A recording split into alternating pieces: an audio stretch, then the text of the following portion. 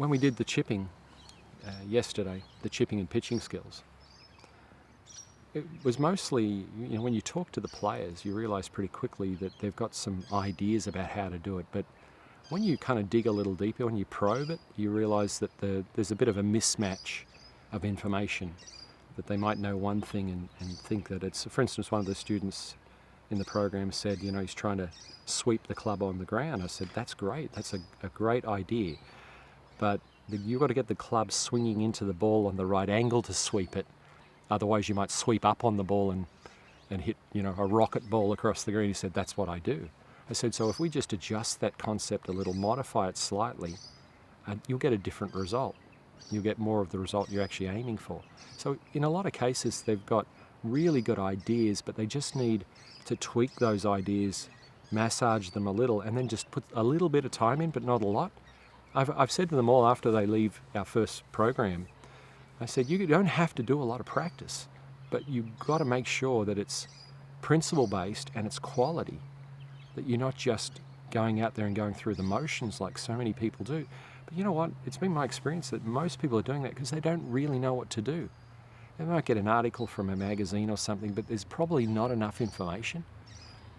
And because there's such an emphasis in golf culture on swing, such an emphasis on it, it's like they never get to do any of the other stuff. They spend so much time trying to perfect their swings on the practice fairway, which is crazy thinking anyway, because it's so far removed from the golf course. It's this flat bit of ground with some stationary targets, and you're manufacturing swings and hitting to a target, usually from the same place to the same target or with slight variation.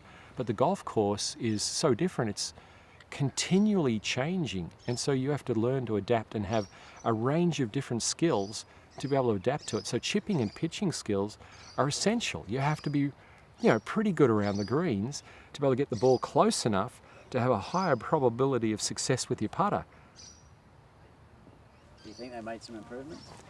They've made significant improvements, like not just small improvements, they've made really big improvements. Now the key is to get that information and what they're doing really well in their practice and to translate that into performance on the golf course for them at their level.